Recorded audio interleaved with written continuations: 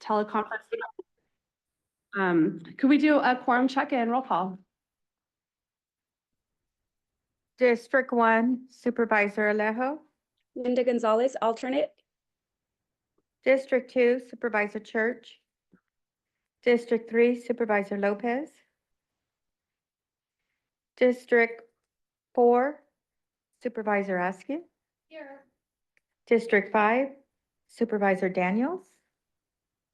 City of Carmel by the Sea. City of Delray Oaks. City of Gonzales. City of Greenfield. City of King City. Present. City of Marina. City of Monterey. Present and chair under AB 2449. I'm ill, so I'm doing this on Zoom today.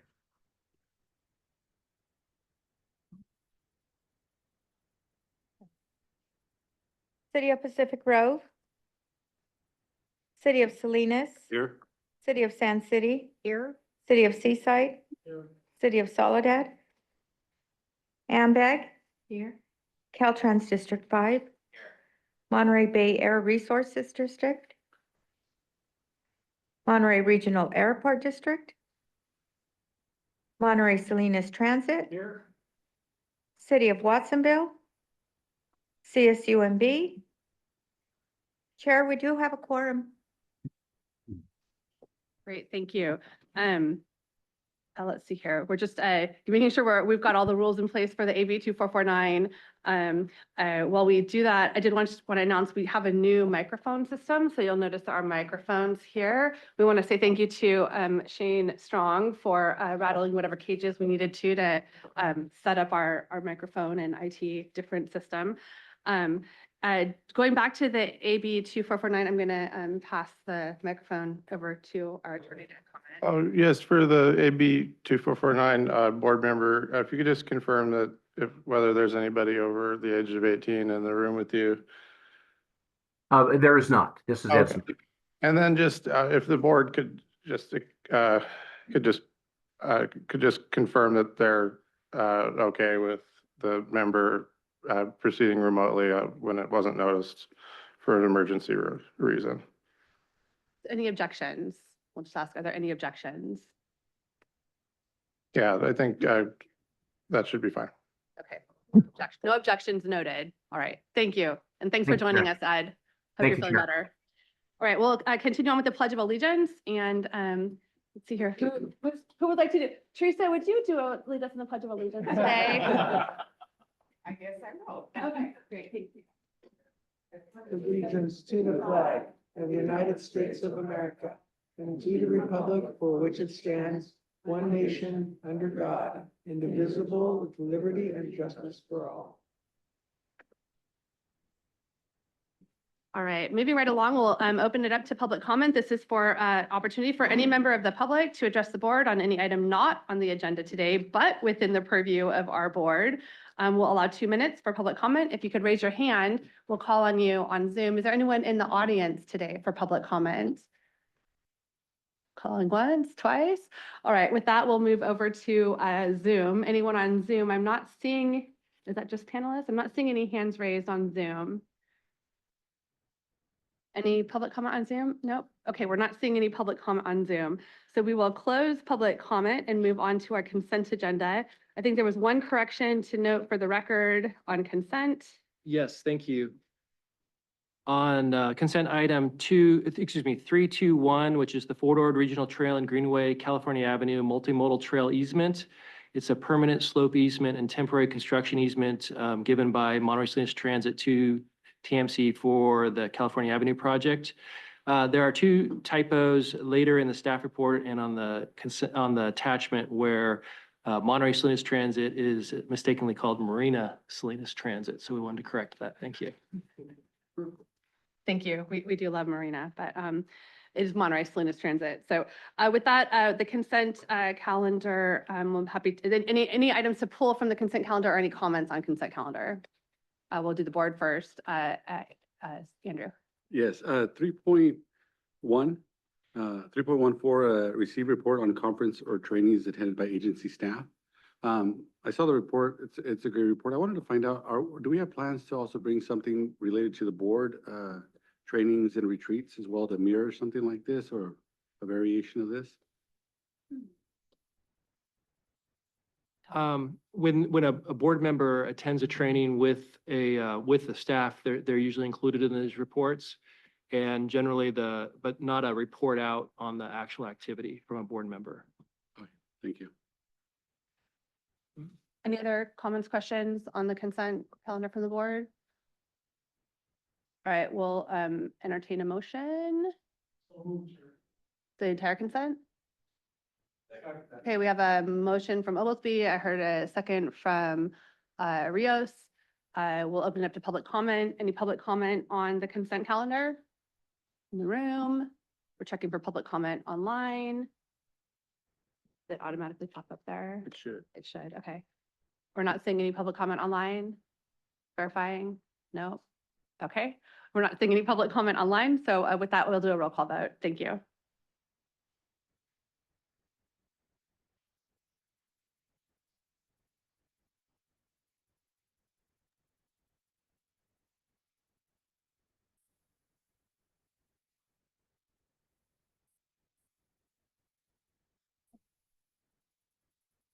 We'll do roll call vote. District 1, alternate Gonzalez. Aye. District 2, Supervisor Church. District 3, alternate Ramos. District 4, Supervisor Askew. Aye. District 5, Supervisor Daniels. Alternate Kimberly Craig, attending the meeting at 9:10. And I. City of Carmel by the Sea. Yes. City of Delray Oaks. Aye. City of Gonzalez. Aye. City of Greenfield. City of King City. Aye. City of Marina. City of Monterey. Aye. City of Salinas. Aye. City of San City. Aye. City of Seaside. Chair, the motion passes. All right, thank you.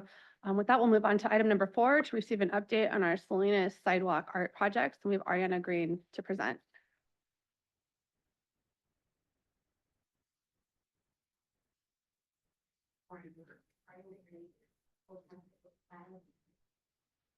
And okay, before me, I'm going to give an update on our Salinas sidewalk art project. It's funded by the Power Grant and Measure X funding, and it's a partnership between TAMC and the city of Salinas, as well as Action, Arts Inc., and Building Local Communities. And it's part of a larger grant effort to beautify East Salinas. So this is just one piece of the project. Thank you, Erin.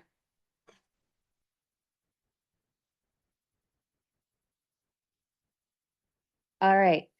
So this is really came from the community. This is a community-based project. And so it was really important for us, for the process to be really driven by community members. So we worked with the steering committee made up of residents and local advocates, and they developed these goals for the project and really led us through the process. So what was really important to them is that the art be open to artists of all ages. The artwork, the purpose of the project is to install sidewalk art marking safe routes to school to 4 elementary schools in East Salinas, as well as parks and the Cesar Chavez Library. So it's really a youth-focused project. So they wanted youth to actually have a chance at creating some of the artwork and also to vote on the artwork. The steering committee also wanted this artwork to spark connections in the community and start conversations. And I think this came out of, we're coming out of COVID and people were really hungry for human connection. And then they also wanted the artwork to represent East Salinas and instill pride in East Salinas and support diversity. So the first part of the process was to work with the steering committee to develop a call for artwork. And again, they wanted to open up the artwork to artists of all ages and abilities. So we had different categories for professional all the way down to elementary school artists. And we released this call of art in fall of 2023. And then when we received the artwork, we worked with the steering committee again to sort through the artwork based off of the criteria that they had created for the process. And we developed 4 ballots, one for each elementary school route. And then created paper and online ballots so that the greater community could vote on the artwork. Again, to ensure that this artwork is really something that the community wants and takes pride in. So this is an example of what those ballots look like. And they were all bilingual. And then after the community voted, we hired Artists Inc. to then start installing the artwork. So this is a picture of the first sidewalk art mural that went in at Closter Park. This is called One Man Banda by Augie, that's the artist. All the artists are local. And you may have noticed when you came in that there's some beautiful artwork up against the wall here. So these are all of the sidewalk art pieces that are being installed in East Salinas. So they're still in process, but we already have 2 installed. And let's see.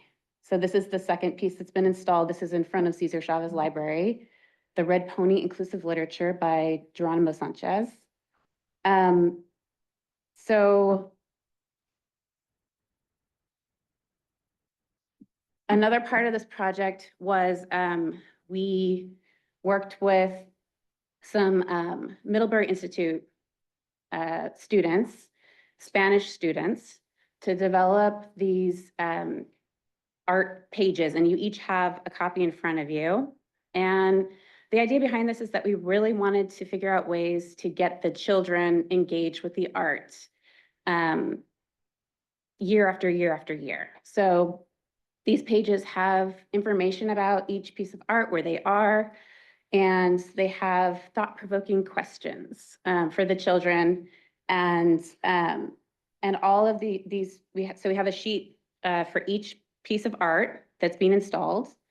And these were designed with elementary school curriculum in mind. So a teacher could actually take a class of students out on a walking field trip to visit the artwork and meet some of their learning objectives. So we're going to be working with the schools, each of the 4 schools, to encourage them to keep using to use these sheets and keep the kids engaged with the artwork. And then we also have information about each of the local artists that developed the artwork. And then we did hold a community celebration on February 8th of this year, across from Closter Park and across from the One Man Banda piece. And it was a really well-attended event. It was very festive, thanks to our student mariachi and folklorico performers, as you can see in the pictures. Our steering committee wanted to honor the one-man banda music. So that's why we had the musical performance and dancers. And we were able to recognize each one of the artists and our partners during the celebration. So that was really, really nice. So moving forward, we're still working to install the artwork. We're probably going to be installing it through the end of June, which is the grant deadline. So that's set in stone, and we're working towards that. And then in May, we're going to start doing some other celebrations with each of the elementary schools. So we're going to do an art walk to school with each of the 4 elementary schools. And that's going to be an opportunity for us to pass out those pages to them and to celebrate and recognize the artists. So we're really excited for those. And then we do have a contract, our contract with Artists Inc. does extend beyond the grant to allow them to maintain the artwork over the next few years so that they can stay looking fresh and good. And that concludes my presentation. I'd be happy to answer any questions. Thank you. Comments or questions from the board? We'll start with Bruce. I think probably everybody agrees this is wonderful, it's beautiful, and the whole heart behind it is right on target. Sure.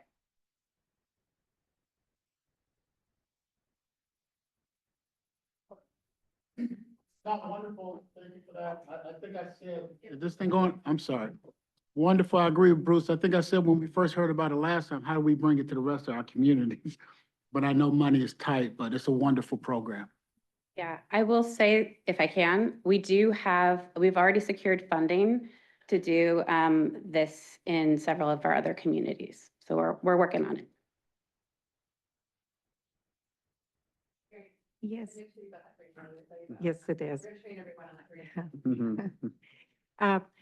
Question, so will there be QR codes at the site where the artwork is so that people can learn about the artists or who, for each different mural, with a phone to tell a little bit about it? You know, I know it's on this sheet. yeah, we have not discussed that, but that's an excellent idea. I think that's something we probably could do. Okay, or maybe QR code and a map so they could walk around and find us. Yeah. Thank you. Yeah, I just want to thank the staff. I mean, this is an amazing collaboration. It's going to be exciting for a lot of the community over there, especially the students. So thank you very much. And then we'll open it up for online public comment on item number 4. No one in audience, and I'm not seeing any hands raised.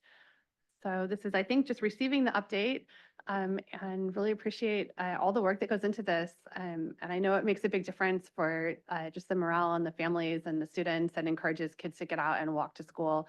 The Safe Routes to School program really has been transformational for the communities that I represent. And it takes a lot of work to implement the actual changes, but this gets people excited about it, and that really matters. So thank you for all the work. So we just received this, right? Yes. Yep. Okay, so we're receiving the report. Thank you.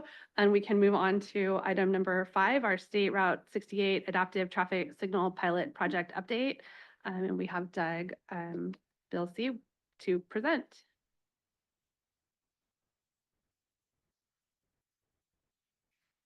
Good morning.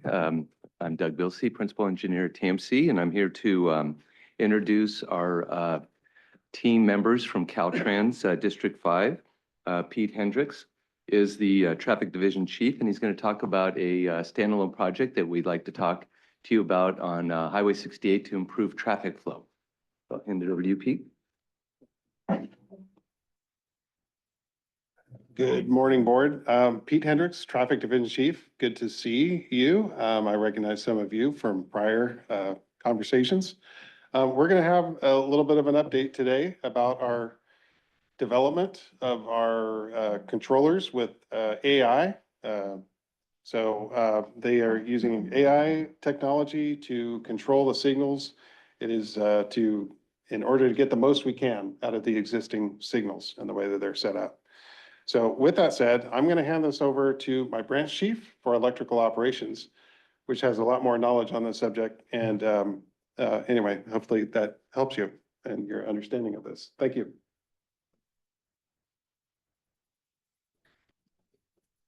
Morning, everyone. My name is Jacob Dominy. I'm the Caltrans District 5 Electrical Operations Branch Chief. Specifically, my group oversees signal operations throughout District 5, so our 5 counties along the state highway system. So today I'm going to give an update on the State Route 68 Adaptive Traffic Signal Control ATSC pilot project that has been an ongoing effort for the last few months.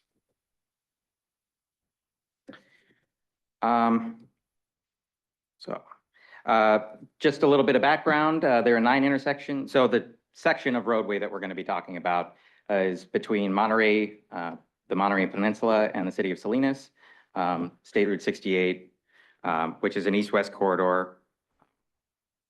So the ATSC pilot project aims to evaluate adaptive traffic signal control along SR 68 as an interim solution to the ongoing congestion throughout this corridor. This pilot project was approved by Caltrans headquarters traffic operations and will be for a period of 5 years, at which time we will be able to produce a report and provide some insights onto the efficacy of this solution to the congestion along this corridor. The board previously approved $500,000 for Caltrans to purchase the materials for the ATSC project, the warranty and the service agreement from its vendor. And upon receipt of those $500,000, Caltrans can move forward with that purchase. However, as it is currently funded, Caltrans would not be able to provide or complete an installation at all 9 intersections. However, if desired, Caltrans can move forward at the current funding level, just with a reduced number of intersections being covered by the ATSC system. Now, with that being said, we can still gather a lot of data and information on the efficacy of this solution. It just depends on what is recommended at this time. So here's a breakdown of exactly how that $500,000 or how far that $500,000 would reach.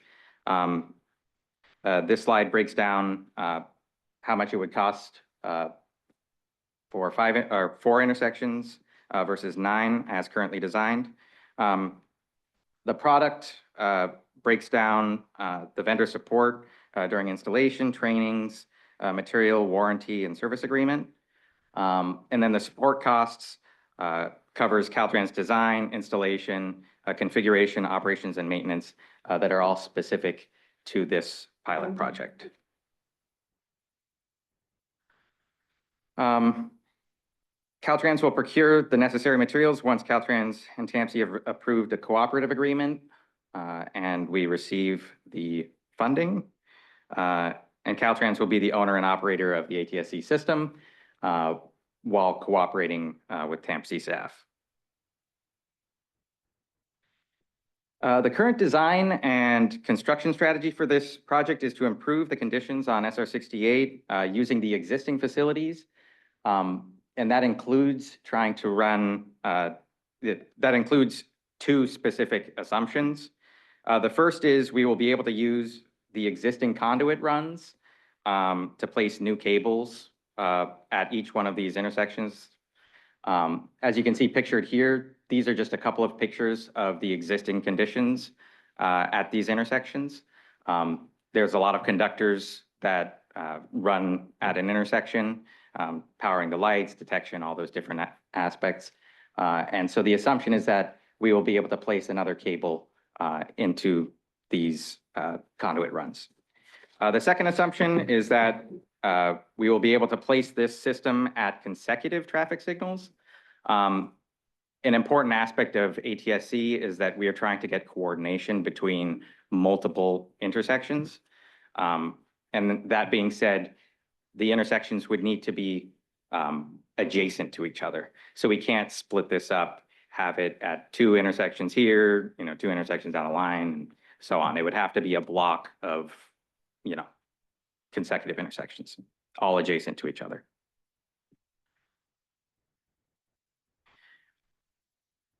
Oh, and just to mention as well, if in fact we were to need to, we would need to reevaluate the scope of the project if we were not able to run the cables in the existing infrastructure. Just to speak a little bit about the operations and maintenance support costs associated to this, and why, TAMC Board would be funding such an activity. Caltrans does do preventative maintenance along this corridor as is, but any support costs funded by this project would be for operations and maintenance specifically limited to the scope of this project. It would be outside of our normal preventative maintenance and operations. And Caltrans would be responsible, the responsible party for maintenance of the ATSC system.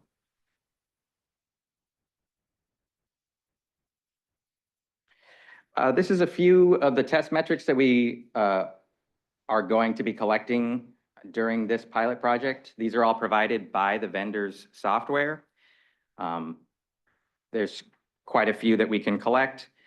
And this is not limited to the scope of having all 9 intersections covered. No matter how many intersections that we cover in this project, we will still be able to collect all of these metrics. Now, it will only be able to collect that data at intersections that have this system. So if we decide to go forward with 4, we would only be able to collect these metrics for those 4, nothing outside of that scope. And these metrics will be available regardless of the number of intersections in the project. The only complication is that these metrics, again, will only be available at within those project limits. This is kind of a breakdown of our pilot test plan. Once we receive funding and we have received all of the materials, we'll install, configure, and make operational. At this time, a range of timing parameters for coordination will be selected. And after that, we will work with the vendor. There's a 1-week optimization period, a 1-week period where we revert to the before condition. And then at that time, it should be fully operational. And we can have an official start to the pilot period. So we're able to collect a before picture, and then once we turn it on, we can kind of see how the system is adjusting, and we can collect all of those metrics that I showed in the previous slide. At that point, we're just collecting data, observing metrics, and providing our periodic reports. And at the conclusion of the pilot, we can provide a final report with our findings. And at this time, I'll hand it back to Doug. Yeah, thank you for the presentation. We're really excited about the technology that we're going to use here.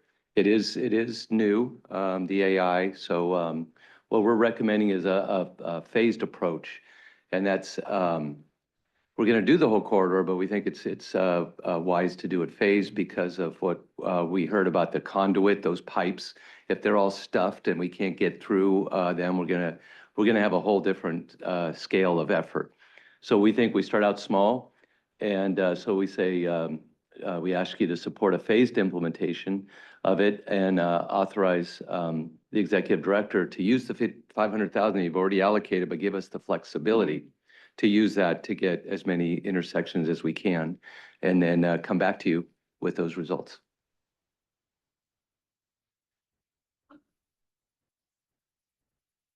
Okay, thank you. We'll bring it to the board for comments and questions, and we'll start with Glenn.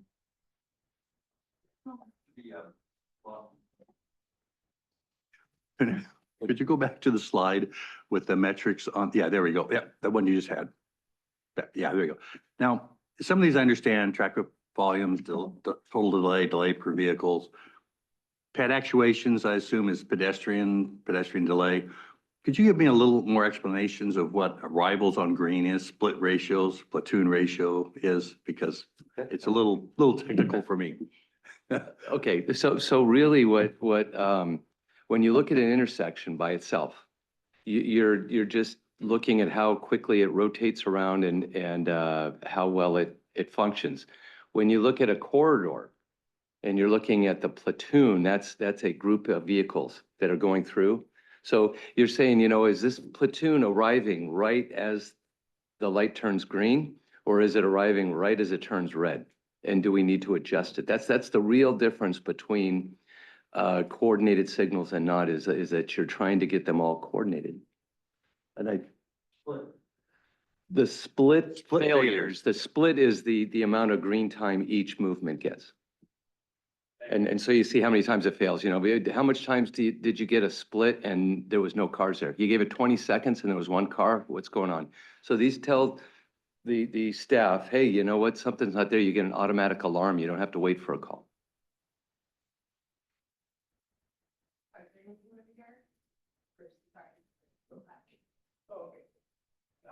Yeah, appreciate the presentation. So a couple questions would be regarding this staff's recommendation on the phase-in. So let's say the board went with the staff recommendation and you find out as you're implementing it that there was plenty of room to run the wires, and there wasn't any log jams within that portion. How quickly could we then move to full implementation?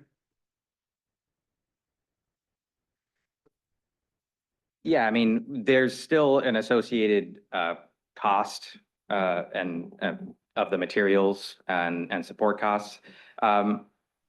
You know, the intention is that we would try and do our, you know, we would identify the 4 intersections if we were going to start with 4, identify them and immediately try and, you know, do field visits and see if we can get a cable through those conduits.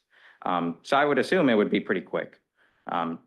Okay. But in terms of trying to find out, you know, via our metrics, whether we should move on to the additional 9, that would take some time. All right, because, look, for me, I'm more inclined to still go with the 9 intersections. I know it's $293,000 more. And what I'm hearing is the biggest unknown is the actual putting in those wires, if there's going to be additional costs at that point as you actually start putting in the product. Is that correct? That's where we're kind of unknown at.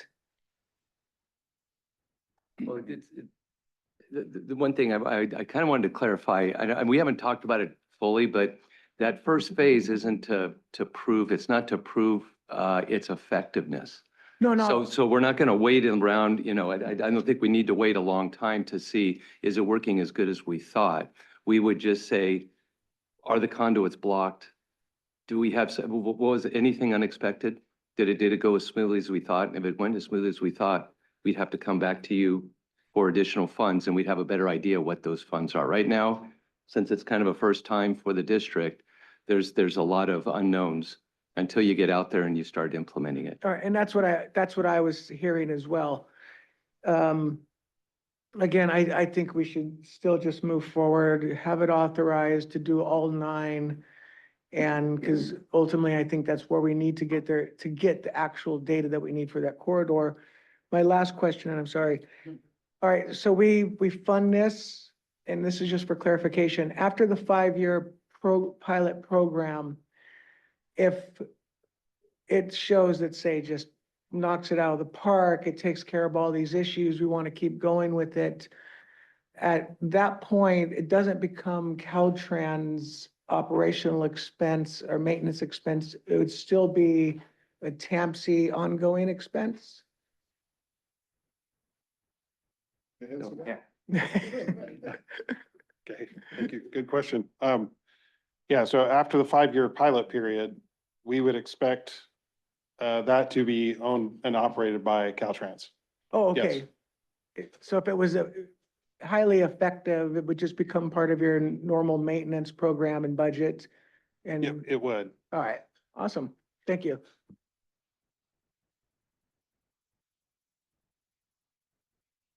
Sorry, and so we're gonna go Bruce and then, yeah. Is that right? Yeah, both of mine down here. Yeah, so, no, I think it was Bruce and then Ian. And then we'll move on. For me, the big picture is, roundabouts or AI or a combo. And so my first question is a combo even an option, or is it one or the other? What this is what I would consider, if this is successful, this will be our new baseline. This will be our do nothing. So if we put in the adaptive and we say, works great, that's our new baseline, then we will compare it to roundabouts. And if roundabouts are justified, we would go in and do a phased improvement of roundabouts. But we would do, Would it be AI if you did the roundabout? you would just convert the signals to roundabouts. And then you could take that equipment, put it some other intersection. So you don't throw away the equipment. But you'd have to show that roundabouts work as a system. You know, they justify the use, and it still can work. You don't have the coordination of a platoon, but you have to take that into consideration when you look at going to roundabouts, and that's what we will be doing in a subsequent study that we'll be doing. Okay, because I'm a big fan of roundabouts. I love them every time I've seen them. I think they've worked great every time I've experienced them, like Holman Highway and those in Marina. I would like to do all 9 intersections because if we can save 200 million ultimately by not doing roundabouts, by spending $1 million or whatever for 9 AI, I would like to find out as soon as possible if AI works, you know, knocks it out of the park.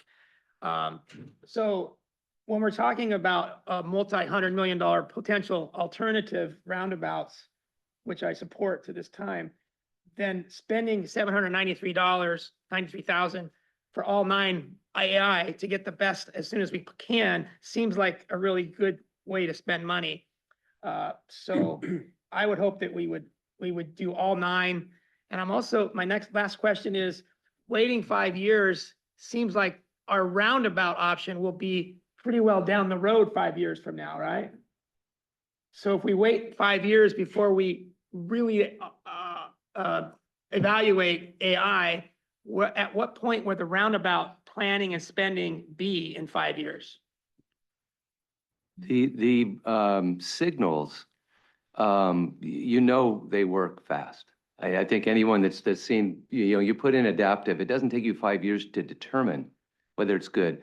We are just saying that that's the lifespan of this project in terms of understanding it, studying it, seeing what Caltrans, because this is a new technology for Caltrans. That's why it's called a pilot project, because if it was standard, we would just take it off the shelf and put it in here. We wouldn't even be calling it a pilot project. So unintended consequences, something like that, but we will really know how it'll operate within, I would say, a couple of months. And then when we do the analysis, we're going to be making a decision on the roundabouts before 5 years. Okay, so if at year 1, it knocks it out of the park or it fails, will we be able to use that to influence our roundabout path? Yes. Okay. All right, yeah, so I really would prefer that we do all 9 AI for the extra 293,000. Thank you, Chair. I guess my question is, and I think Bruce and Mike said exactly what I want to say, but you know, Caltrans is doing the analysis, right? So how long do you think you're going to do the analysis? How long would that would take? I really don't care how long it would take, but when you would tell us that you have enough to make a decision, right? So we could say 5 years, we could say, hey, knock it out the park in 2 months, but it's going to be Caltrans that says we have enough data to make an analysis to have a report. Is there a rough estimate on that? 2 years, 3 years afterwards, or? We would want it to be a long enough period where we would be able to, you know, go through multiple seasons. I mean, there are different conditions along this highway, different holidays, events, things like that. So we would at least need a year at the bare minimum. And then at that point, then we can evaluate exactly all of the metrics that we've been collecting. Right. Thank you so much. And that's what I thought when we're talking about we'll have the data in 2 months. No, we won't. It'll be close to a year, maybe a year and a half. But that's what we need, right? So we just need to know. And I only bring that up to say we don't need to be asking about it right away. I support, Bruce said exactly, you know, and I think it's going to be closer to $1 million. It's 800,000 now.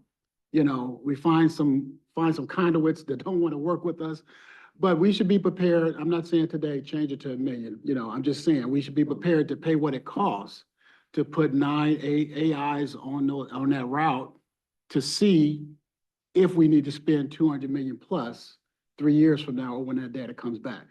There's no need to be, I say do it all now because we need to tell Caltrans that we're serious about this and we want this information and not try to phase it in, because I don't understand the phase when 4 only gives you data for 4 intersections, and we still got 5 others we need data for.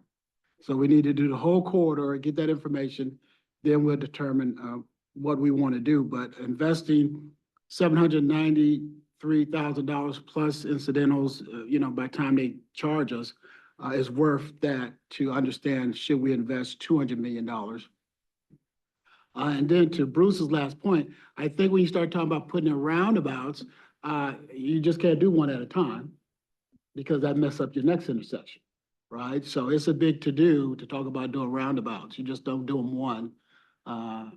So that's my support, and thank you, Chair.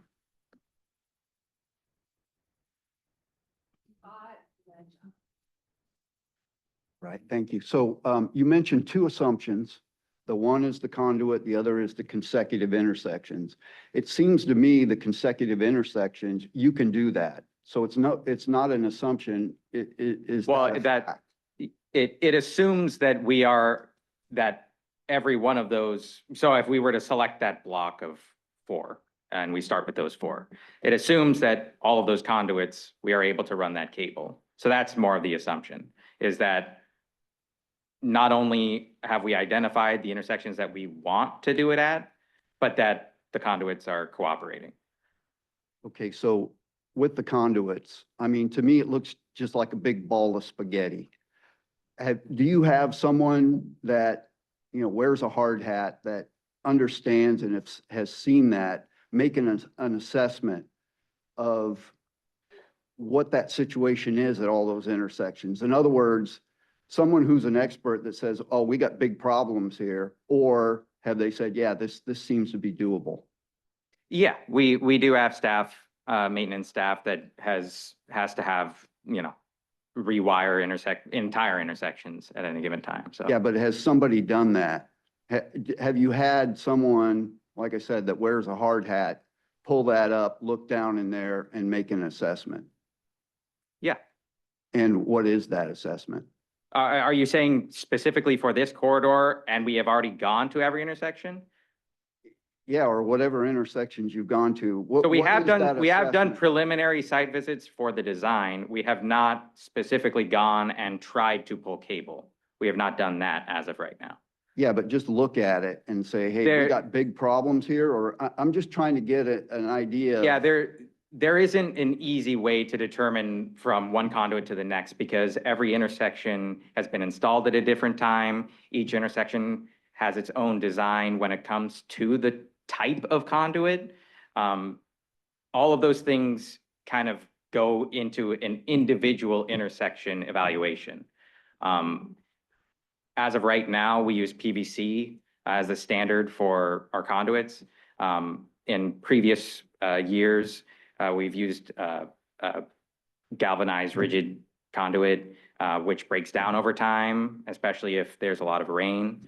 And some of these intersections, if they do use those rigid conduits, it is very difficult to pull cable through them. And so from a preliminary assessment, we could go there and say, this has rigid conduit, probably not going to be very easy to pull conductors through there.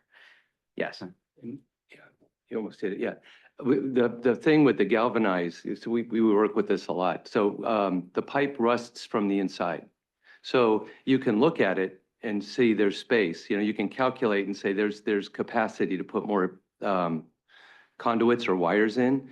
But since it rusts from the inside, you tug on it and you get a better idea. But literally, when you pull out that, sometimes you gouge the conduit and you're like, oh, we gotta start all over. And that means rewiring the entire intersection sometimes. So it's not a little pipe. Even if it's a little pipe, it's the last one that feeds all of them. And you have to rewire all of it. And it could be tens of thousands of dollars. Okay, and Doug, you mentioned before that, with the 4 intersection we can do with the money that we have now, the intent is not to stop and assess those 4 intersections. It's just complete those and continue on. Is that correct?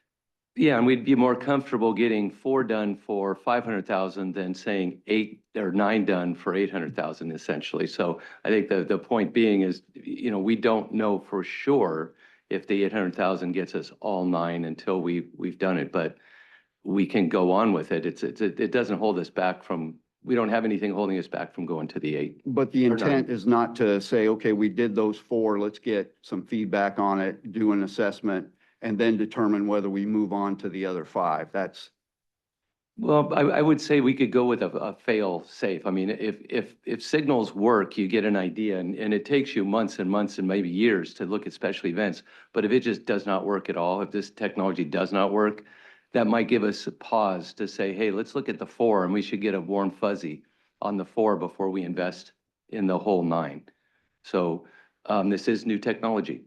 So Can I clarify there? That is one of the bases for the staff recommendation. That if this doesn't work, you'll get a sense of it from the 4 before you move on and try to install all 9. So I think there's good arguments for going either direction, but that was part of the staff recommendation to do just 4. but if we've already committed to the 9, regardless of the feedback that we got back. It's, you know, like it's been mentioned by other directors that, hey, we continue to move towards all 9 and have the additional funding. I guess the choice is, this is a pilot project for technology that may or may not work on the corridor, or may be noticeable improvements, may be minor improvements. So that's why a pilot project should be done. Do you spend twice as much money initially, or do you spend the 500,000 for 4 of them, get a sense of whether they're working or not, and then spend the additional money for the whole corridor? If they're working marginally or not at all, then you don't spend the extra money. If they're showing some improvement and indicate that the whole corridor would benefit, you move into the next implementation of the remainder of them. So that was the recommendation for the starting with the 500,000. But it's completely up to the board because you will get a better sense if you did all 9 at the same time together. It's just you've spent the $1 million potentially to find out it didn't do anything at all. Right. And I mean, obviously, we could allocate the money. If we don't use it, then, you know, we still have it there to use in other ways.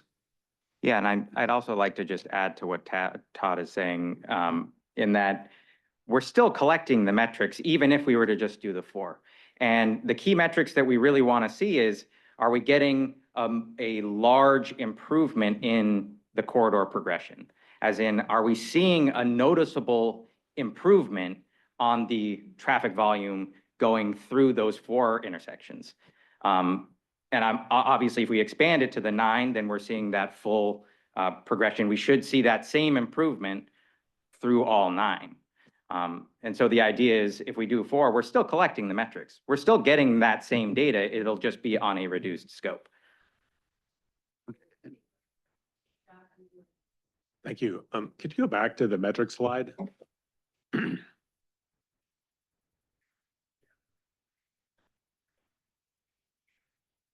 Yeah, thank you. And as a kind of a note, it would be helpful to have these slides during the meeting, so I wouldn't have to ask you to do that. If I'm a commuter and I live in Salinas and I commute to Monterey, will I be able to look at those metrics and see whether or not my commute has gotten better? The things that you have listed, is that what average travel times? So travel times would be, depending on the scope of the project and whether we do all 9, you would be able to see the difference between what your travel time was before and the travel time or after implementation. From like point to point? Through Like through those 9, for example, through from those Salinas. specific intersections. Okay, Yes. so if I'm a commuter, like I'm not particularly interested in how long it takes me to get through an intersection. I'm interested in how long it takes me to get from Salinas to Monterey. And I'm trying to figure out whether the metrics that you have listed on the slide are going to help this board make the determination that travel time through the corridor has gotten better. Does that make sense? Like I understand that we have 9 intersections, or we're going to do 4, and then we're going to do 9, or however many the board decides to do. But what I'm interested in is understanding whether the people that drive down the road have a better have a shorter experience getting from A to B. And I'm struggling, I'm trying to figure out whether that is reflected in those metrics.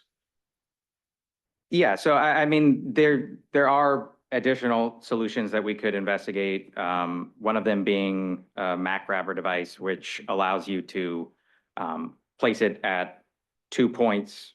I mean, I don't know if we would put we could place those devices close to the ends of these corridors. So maybe at, I think my vision does have Mac grabbers. That's what I understood, that they give. So you we travel could, time so we for the could, whole distance. we could, for example, tag a license plate coming into the corridor. It would and then tag be- the same license plate leaving the corridor like 30 or 45 or 60 minutes later.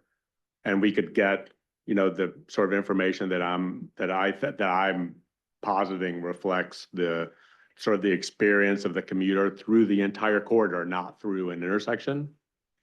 I believe that the vendor does have devices that can do that, yes. And we will be able to see what, I mean, the core of what you're saying is, will you see a noticeable difference between Monterey and Salinas, or Salinas and Monterey? If you are improving all of the inner intersections in that trip, there will be an improvement. Well, my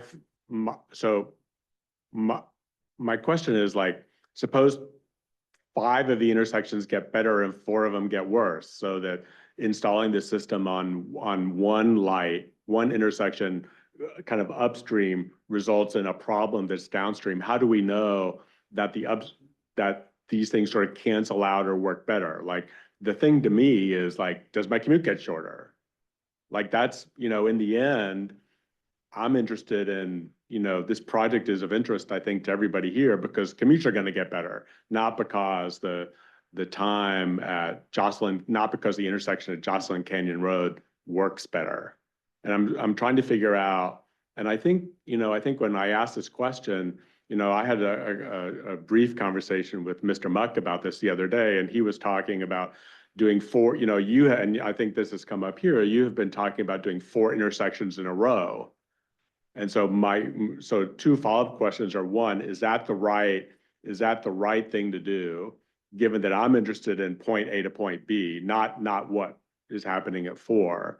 And then the second point is, if we do 4, 2 other comments from the board members, if we do 4 intersections, so if I'm interested in Salinas to Monterey and we do 4 intersections and not 9, will I see that time get better?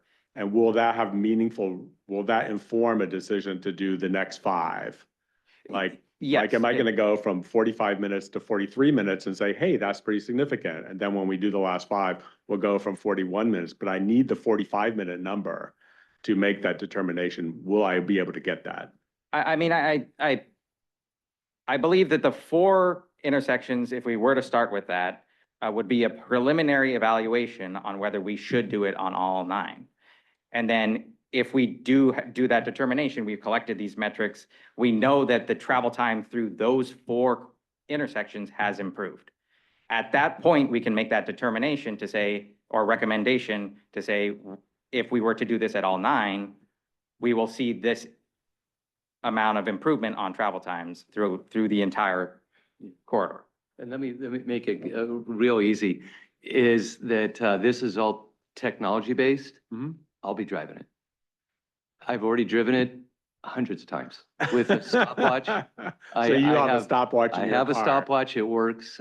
This is like automated, but you know, there is a way to show a car, like with a signal. They'll look at essentially a license plate, and they say, okay, at this point I did a timestamp, I did my stopwatch, it went through 4 intersections, stop the stopwatch. And it can track, that's what the travel time is through the whole entire 4 intersections. Well, and we could say before and after, but then I will be driving the entire corridor to say, you know, if you clear up 4, you could be clearing up the whole corridor a lot more. So I'll be driving that. Yeah, so you know, so I'm interested in, again, not just through the 4, but through the whole corridor, and trying to figure out whether the travel time through the whole corridor gets better because of the 4, because maybe we can stop at 4. Like, if the gate is at the beginning or the gate is at the end, Maybe that's enough. Like, I don't have any idea, I don't think any of us really have any idea what's going to happen. So I'm interested in that. And I realize, and Chair, you'll forgive me, I realize that this is supposed to be only for questions, not for comments. And so I've done a good job, I think, of just asking questions, but I will comment that the use of shortening the word pedestrian to ped is mildly offensive. So for me, pedestrians are people, and you've reduced people to statistics. So I would prefer in the future, when we talk about people, that we use the word pedestrian and not ped. Ped sounds diminutive, and we're talking about real people and real lives. Thank you. Okay, so I have a couple comments or questions. So because we're talking about 4 versus 9 lights, the question is, will this pilot project, if it works, lessen the impacts of putting in roundabouts? Will it save money? And I'd like to just say that I have 1, 2, 3 things. Will it save money in the long run? The impact of running cables. I do know that there's sensitive indigenous sites along the route. And with no roundabouts, will this lessen impacts? Is this in the Caltrans right of way? And would no further land acquisition be required? And also I've heard, because I'm new to the board, about wildlife crossings. Will this here, if it works, not require to put in underground tunnels for if that was the intent with the roundabouts? Does this save money if this here works, this AI signalization works? So does this save money, like I said, with any land acquisitions? I know that you would have to have things put in like monitoring if there is, I know a couple village sites, I believe, on Highway 68. So just will that save money down the road? And the fourth one is with signalization, is it safer for emergency vehicles and buses to go through rather than the roundabouts? There won't be any impact to emergency vehicle preemption. In fact, the vendor that we're going with is the same one that provides emergency vehicle preemption. So there won't be any difference, but going from our current setup at the signals versus the adaptive signals. In terms of impact to wildlife for the AI system, as long as we can use the existing infrastructure as it stays right now, there should be very minimal impact at this time. So minimizing that. Now, if we weren't able to use those existing infrastructure, we would need to investigate boring a new conduit, doing something like that, which would require additional funds. So I mean, in terms of cost savings, yes, at this time, if we were, as currently scoped, able to deliver this project with the existing infrastructure, there would be cost savings. Okay. But and then Thank you. And I believe that I did see this maybe on AMBAG or somewhere about the sensitive about the sensitive areas. So that would probably save money for monitoring if with the indigenous people. If I get you right, let's start with the easy one. The wildlife crossings would not be adequately addressed with either the roundabouts or the signals. So the wildlife crossings are needed regardless. The roundabouts do take right of way. The signal, what we're talking about here, no right of way is needed, right? All the conduit, we don't have any conduit going between intersections. And then kind of the two past questions together. I mean, to be successful, you open a floodgate. So if this first phase of the signals opens up a floodgate, we are going to see flow go, and it's going to go downstream, and it's going to run into the first one that doesn't have adaptive, right? And that's how we know if it works or not, right off the bat. We'll know that real quickly. Then we have to determine, did it do a good enough job? Did it open up the gate big enough to solve the congestion problem, and would roundabouts do better? And then we have to do some assessment on that. And that's that assessment we have to do. Once we have the adaptive in, we can compare that now and say, is it worth the extra cost to put in a roundabout, to put a bigger gate in there, to push more traffic to the rest of the intersections, which would stay adaptive. So the adaptive is going to be in place for the most part on most of these for as long as we can see. Because the roundabouts are not going to all be put in. We don't intend to put all 9 roundabouts in one phase. So it's going to be many, many years that we have this adaptive. Okay, thank you. And also, I do support this here pilot program and all 9 signalizations. Thank you. I'm going to just ask Todd to just provide a little bit of context and background for the sake of, we do have many new board members, and there is a roundabout project that has been in process. Just for the sake of context and background, if Todd, if you just provide just a brief contextual background on that. Thank you. We've been working for many years on the Highway 68 corridor, looking at the 9 intersections through the corridor. And the proposed project is to replace the signalized intersections with roundabouts at all 9 locations. And then there's actually 8 wildlife undercrossings, but 5 of them are new. And those wildlife undercrossings, while they're separate from the roundabouts, they're designed and incorporated into the roundabout project. So when we're talking about roundabouts at certain locations, the adjacent wildlife crossings are also included in those projects. So they are kind of tied into that. And when we propose to construct one of those roundabouts, we would be proposing the wildlife crossing that's nearby. They are quite a bit. They are very expensive projects, and we've talked about phasing them, with the first 3 being the San Venancio, Corral, and Laureles intersections, because those are the most congested, that'd be most impactful for implementing the roundabouts, which would also be true for the adaptive signal control. So if we're talking about 4 here for the pilot project, it would be the 4 on the east end of the corridor. There is a website that TAMC has that talks about the overall project. You can get more information. But the key thing is that the environmental document, the CEQA EIR for the project, is almost complete, and it's scheduled to be released. The final EIR is scheduled to be released in June of this year. And that's a key period for a project where you're finishing the environmental work and you're proceeding into the design work. And then we're going after grant money for the implementation. So we would normally be coming back to the board with a presentation around June, just talking about the project and giving an update on it. So look forward to that. We can talk about the whole scope of that.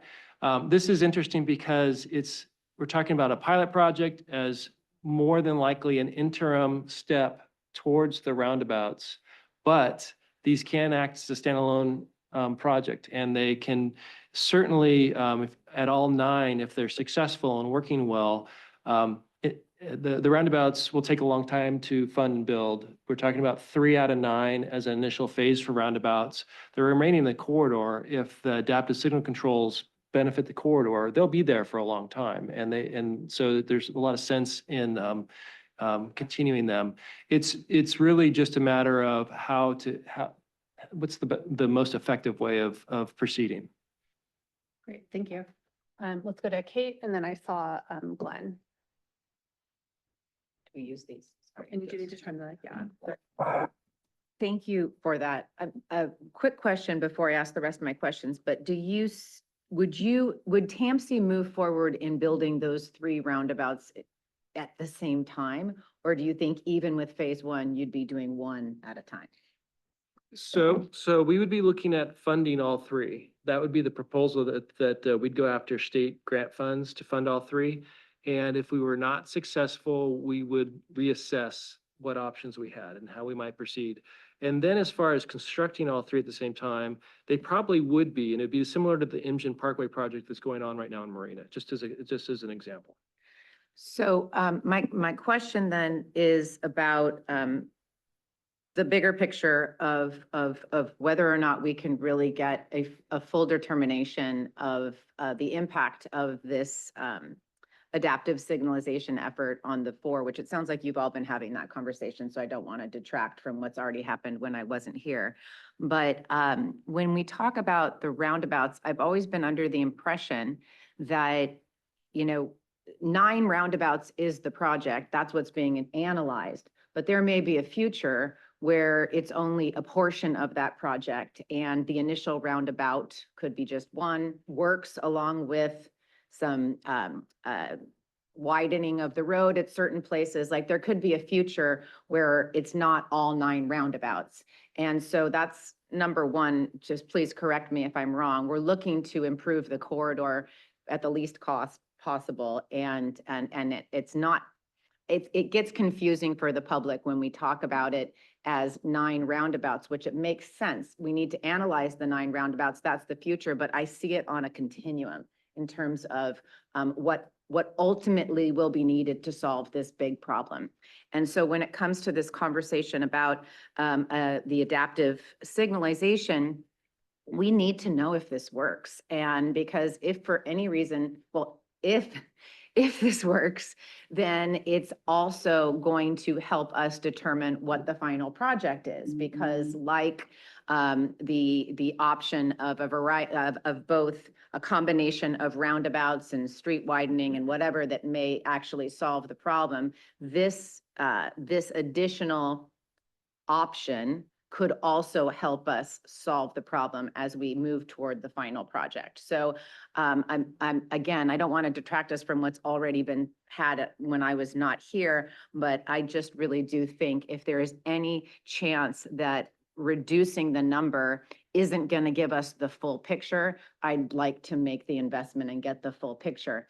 Because if this makes an impact or has an impact, then that's something we need to know. And it would be certainly helpful to me since I hear so much about this alternative. And I'd like the fullest extent of what data we can get to be what we get out of this. Thank you. Thanks. So on the roundabout project, in terms of design and study that we're doing, what kind of money are we putting into it now? Are we putting any into it now? Is there any going into this in the next year, for example? And then the next 2 or 3 years after that? Yes, so there's a lot of money going into it. There's the cost for the environmental evaluation was very expensive, and the design funding for the project itself is proceeding it will proceed specifically after the environmental document is finished, although there's been a lot of preliminary work. But the design for the first 3 will go into full force as we proceed. Okay, when you say a lot of money, could we go a little more specific? And I guess what I'm asking is, like in the next year, what money's being put in? And then I'm asking sort of like when the next 3 years, what money's being put in? The full amount that we have programmed to the design phase right now is a little bit over 25 million. That was identified to cover the full corridor. We're going to work with Caltrans to try to scale that down to the first phase. So we expect it would be less than that. That's the amount that's going to happen. So the current programmed amount of 25 million for 9 roundabouts, just to repeat a little bit for the microphone, we're looking to reprogram some of that to construction or right away and then fund the design for the 3. I think what we haven't mentioned here is there are other benefits of a roundabout versus a signal, and there's particularly some safety benefits of it. And what Doug mentioned at the beginning of his presentation is implementing the adaptive signal control will change the baseline for the evaluation. So there might be need for some additional evaluation of what the corridor does for both congestion and safety with the adaptive signal control versus what it has currently without. And then we'll compare that to what a roundabout would do to the corridor and make a recommendation based on that. Okay, so it's really helpful because we're obviously every year we're putting a lot of money into this. And I'm gonna, throw my support in here with pretty much everybody else is saying. I think, I think we should do all 9 of these, because if we do 4 and we get a report back in a year, then we're gonna say, well, it looks like it's either gonna be a failure and say, we don't want to do this, or it's going to be, there's promise, or it's been really good. And if it's one of those latter 2, then we're going to go and put the next 5 in and go another year or 2. And we're having millions more put in. And so when I'm looking at the full dollars and I'm seeing, and I understand the nuances you're putting across there, Todd, is that, the roundabouts offer some other things that maybe these don't. And so there needs to be all looked at. But I think the sooner we can look at this, and as pointed out earlier, the sooner we lay out these 9 lights and we get a picture of just what the impact is on the traffic in this whole area, not just a portion, but the whole area. And we have all that data. We're going to be able to make fiscal decisions here on whether we want to spend 1 million or 200 million. And that's a significant amount of money and decision-making to do there. So I'm, looking at this seems like a pretty clear-cut call, and I know we still have to go out to public comment and decide what we're going to do here, but I'm at this point thinking that we need to just move ahead with this with some speed, because in the long run, it's the quicker we get a decision on where this is. We might even have the solution here. Who knows? We don't know. But the sooner we get this information and we get this back to us, the sooner we're going to be able to make some responsible decisions. And I'll tell you, if it frees up some money, there's a lot of other projects that we can use money on. And plus, this is also a good time to experiment on this and see if this works. And I'm all for that, particularly since it's not in my district.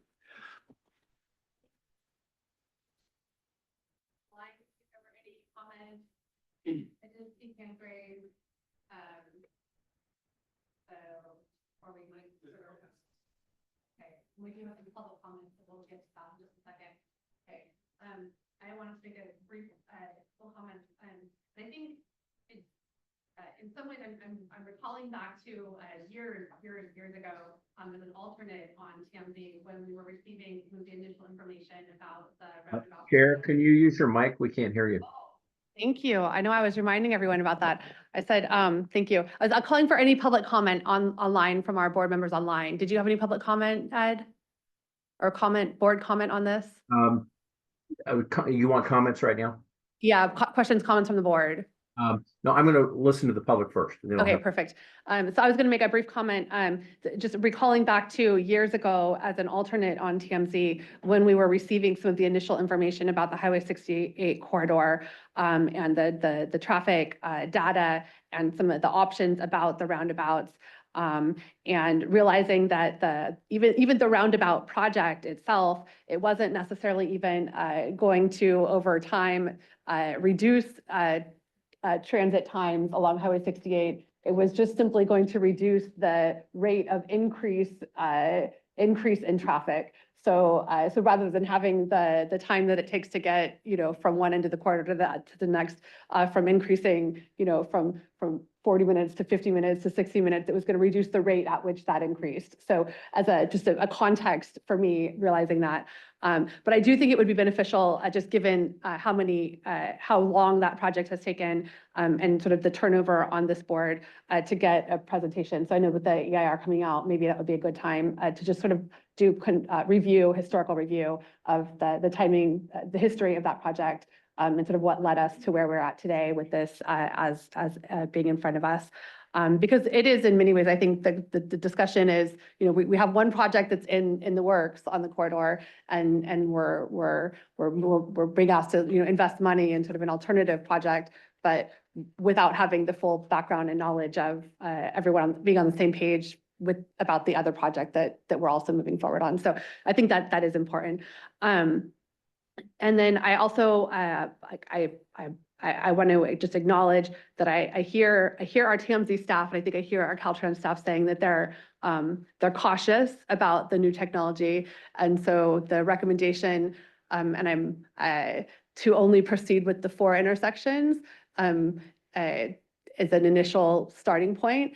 But I definitely also hear the board saying, like, let's move forward and let's figure this project out. So I definitely hear a gap sort of in those two things. I want to make sure we're understanding what the concerns are from TMZ staff and Caltrans staff. So that would be a question, if we could just make sure that we're clear as a board what the concerns are or where the hesitation is If I may. in the recommendation. Yeah, If I thank may, you. there, in our discussions earlier this week, there was a kind of a ballpark cost of per intersection for the conduit if it needs to be Yes. changed. What was that amount? You, I don't know if you have a good number. I don't have. Yeah, in my experience, again, it's Southern California a little bit, but if you have to rewire a whole intersection and do conduit, it can be up to $40,000-$50,000 Okay, per intersection. so if the board decides that they want to proceed with all 9, I would recommend that we provide some level of contingency, that we can go ahead and do this without having to come back to the board. And probably more likely when one of these intersections need to be rewired. And just give the team time or some latitude to get the job done versus having to come back to the board. And maybe by the time public comment's done, the team can talk about what appropriate contingency would be. So, again, this pilot scoping assumes the use of existing infrastructure. If we were to need to install new conduit, this now opens up the door for possibly needing to do other things at the intersection. But so, I mean, if we were trying to limit this scope to just the conduit, we would need to do a full reevaluation of the cost to deliver the project. So that's really the basis of why we were recommending 4 versus all 9 at the same time. And if you direct them to proceed with 9, maybe we can ask them to start with 4 with authority to proceed to the full 9 afterwards. So kind of internally do 4 and then proceed with 9 as they have an assessment of those 4. I'm not against all 9 at all. I feel like there's a very large unknown involved here. And I feel like we could end up spending more time doing all 9 and then finding out it wasn't very successful. And I just was trying to find a way for us to get this done, get it started and have an initial assessment and then be able to do it. And that was the basis for the staff recommendation. So if we can craft a recommendation, that's the logic behind the original staff recommendation. Okay, that's helpful. Maybe Thank you. if I could, just Yep. the idea of saying, get 9 done, that's, I think, where we're having a hard time with. I think the commitment can be, if you give us more funding, we can go farther towards 9, but we don't want to commit to saying we can get 9 done for 800,000.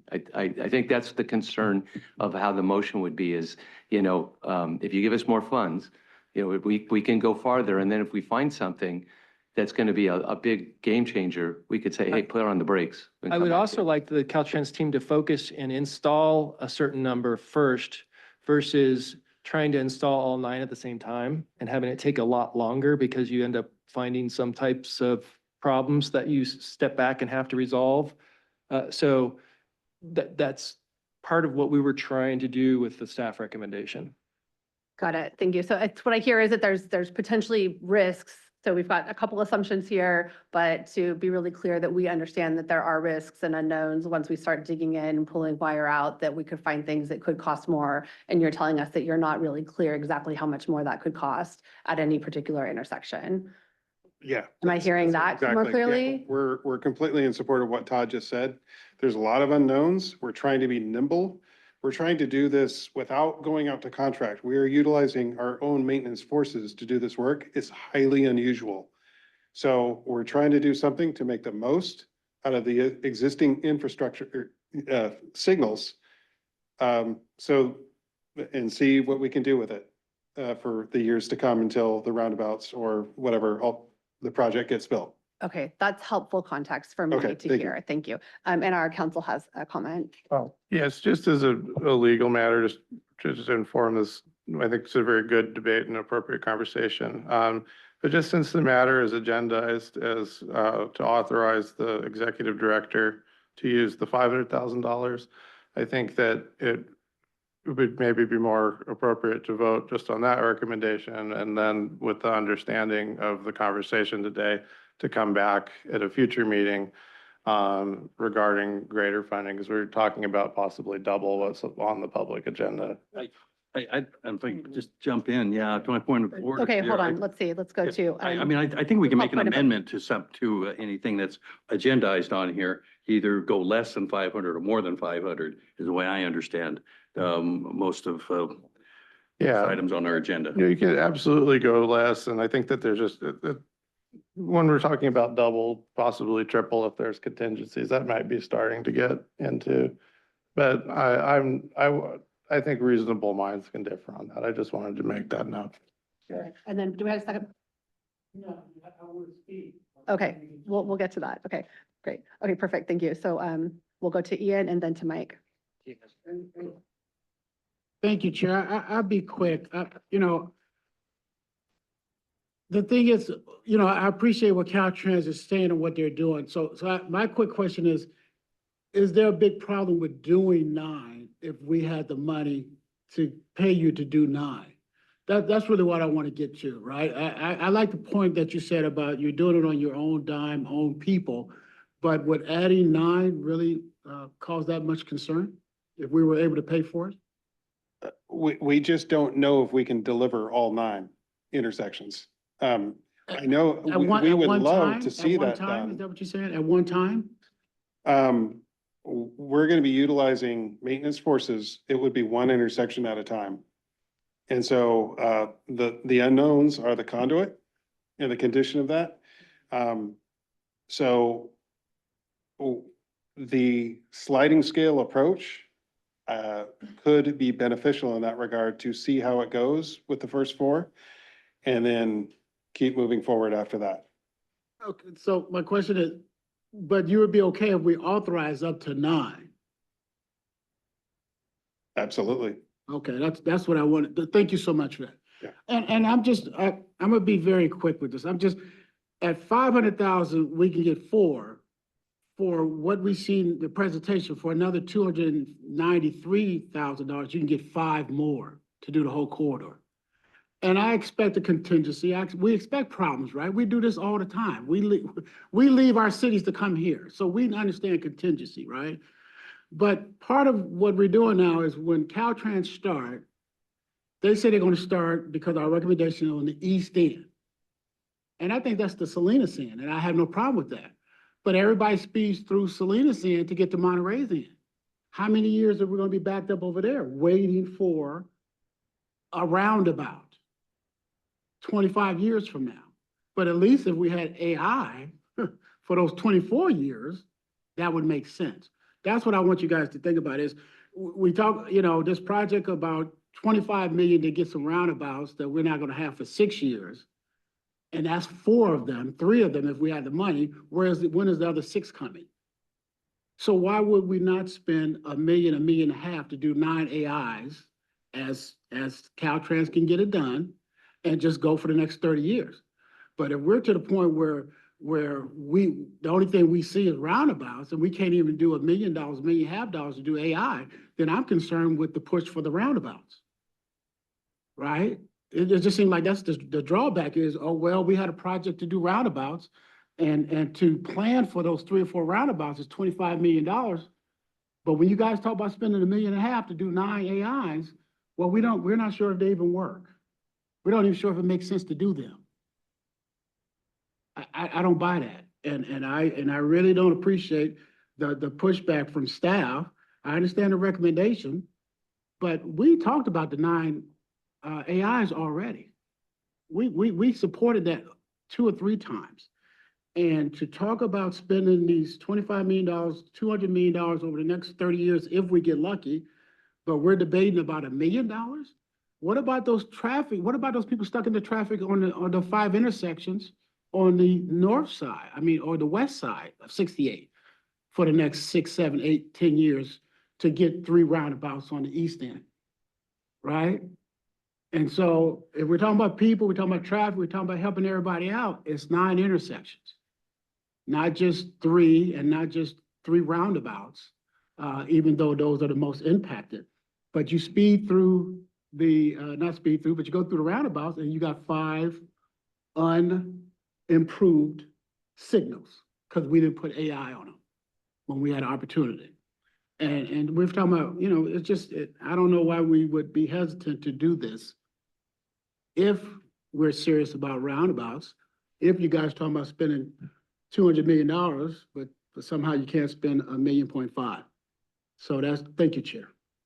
Okay, I'm gonna do Kate, and then we're gonna do public comment. To get to public comment, if that's okay, then we can come back and continue the board discussion, if that's works for everyone. Just we made it through, I think, everyone once, so we'll bring it to public and then back to the board. So, okay, sorry. We'll do Kate and then Mike, and then we'll do public comment. Okay. I'm curious if there is an opportunity to allocate the money today for the 9 roundabouts and get a report back as you open up the ground and see what you find in the process of doing the first, assuming you work from east to west, to come back and report back if there are these contingencies that were unknown that you discover, if that's a pathway, but for the action today, appropriating the funding for the 9. So, sorry, that's actually a legal question right now, whether council recommends that we proceed with that recommendation, because technically they can do it. Yeah, I think maybe what would be appropriate would be to modify the, you know, the recommendation if the board so desires to move forward with all 9. And then it sounds like there's kind of a much more squishy cost estimate on the second, so it might make more sense just to approve the exact amount of funding being requested at the next meeting, but authorize going forward with all 9. It doesn't, I think if the board wants to go forward with it, I did look at the staff report, which does have information about some of the additional proposed costs of doing the 9. Which makes me more comfortable. So if the board just wants to move forward with this, you know, you have my blessing. Okay, we'll do Mike, and then we'll open it to public comments. If you're with us online, you want to raise your hand now, that'd be a great time. Thank you, Chair. One, I want to express great appreciation to Caltrans. This is something is going to be very beneficial, and I should point out, because it is a pilot project, it also is going to provide data for all of California if other communities are asking Caltrans to evaluate this, which highlights even more so to do all 9. And we've been told that, you know, there could be up to $50,000 per intersection when it comes to have to do complete rewiring and conduit. Well, that could happen at the first one. So the staff report does show $793,000 for the equipment and the operation of all 9. We've heard staff mention that up to $50,000 per intersection could be possible. And that's what we should be looking at, $793,000 plus $50,000 per intersection, move forward with all 9 and just get this project going. There are going to be hiccups. We know that's going to happen. Start from one side, move to the other, and just get them in place. And that way, I think Caltrans can also structure how they're going to use their own maintenance people, which they've said they're going to do one by one. They can just continue doing that, and that help maximize things. And so I hope that we end up hearing that as a recommendation after public comment. Thank you, Chair. Great, thank you. So with that, we'll open it up to public comment to those in the room first. Thank you. We typically do 2 minutes for public comment. Thank you so much for hearing us through the discussion. Dwight Stump. As you know, I've been a proponent of doing all 9 intersections with the AI from a long time ago. I've been in contact on an extensive basis with MileVision, which I believe is the vendor that they are selecting to do this AI. And we talked about the ability to take 4 and then add 5. And their comment was that in order to get the entire corridor analyzed and entire working together, because that's how the intersections work, of communicating with each other over the entire corridor, that if you do 4, the 4 may work okay, but then they're going to butt up against the other 5, which then is going to deteriorate the performance of the first 4. So when you're looking at the corridor, it has to be done in an entirety because that's what you're evaluating. And to me, we're comparing that result of whenever that gets done of that result against the 9 roundabouts because that's the big decision. 1 million for the AI, 200 million plus for the 9 roundabouts or a portion of them or whatever. But that's the whole thing that we launched this on, is comparing AI to the roundabouts. And I believe the AI will produce results that will show that the roundabouts are not necessary, any of them, including the 3. And I'm not sure why you'd even consider doing 3 if the AI is working well and producing great results on the entire corridor. Why would you take 3 of the AI systems out, take it out of the corridor and put in 3 roundabouts, which is going to muck up the whole thing? So that's a little bit of I don't know, not logical to me. So to me, I'm totally with what the board has already said here of doing all 9, get it done. If you segment it, it's going to delay it even more, so we won't have the number and it won't work as a unit. Hopefully that Caltrans with their numbers, I guess, they had to come up with the detail of getting to that $350,000 item, to give us the numbers, and hopefully it will be less than that. Thank you. Thank you. Thank you so much. Any other public comment in the room? Eric, no? Okay. Anyone online for public comment today? I'm not seeing any hands raised. Okay. Oh, there are a few. Okay. Mike Weaver, we'll go to you next.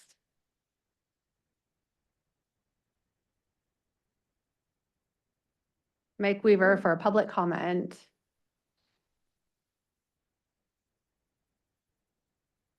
Unmute, there we go. There you go. Okay, thanks for joining us, Mike.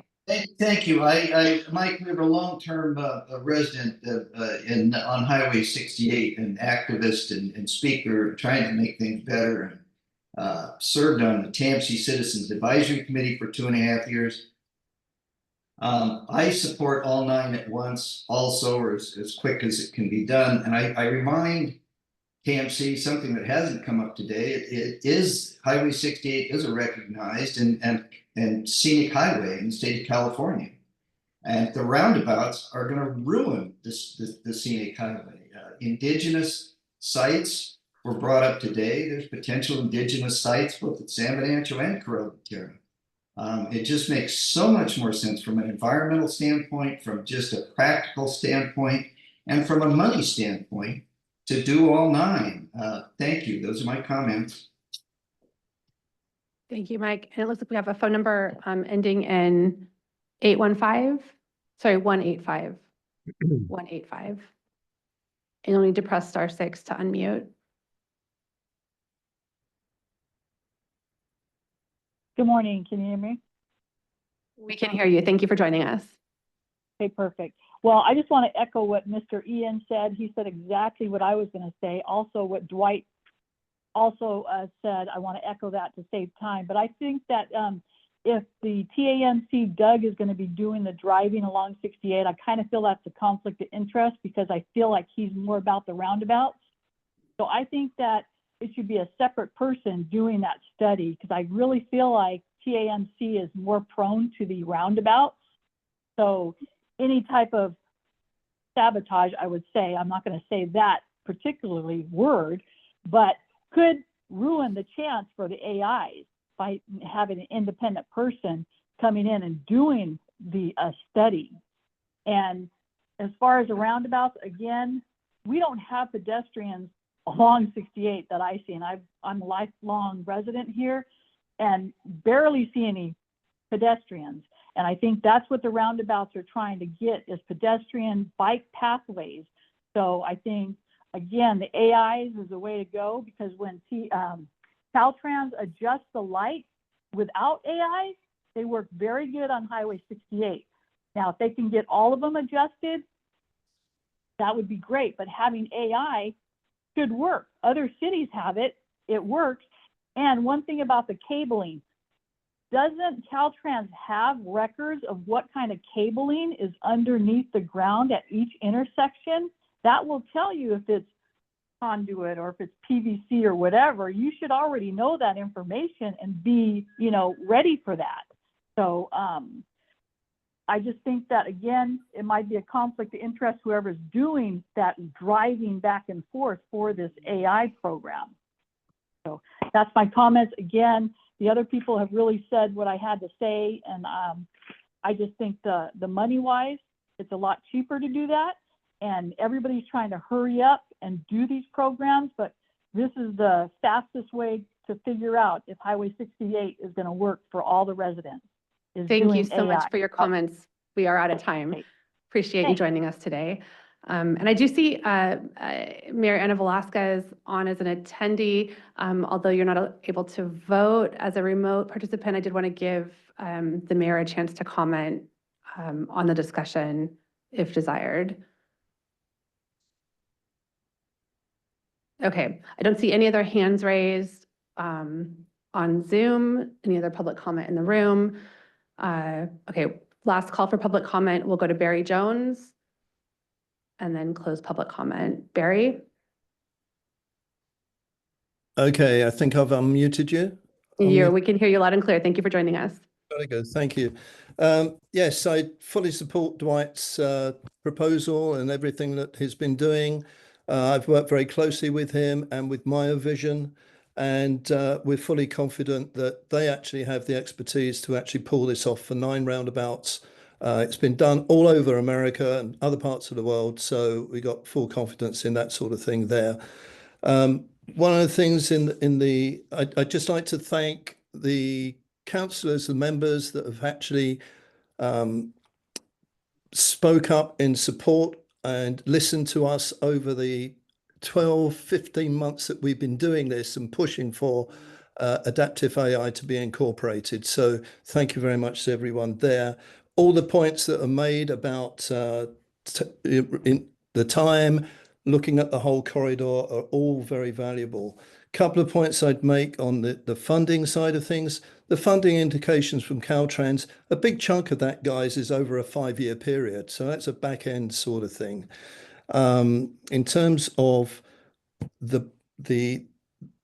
if you put roundabouts in phase 1, all you're doing is doing something for the East End, if that ever works.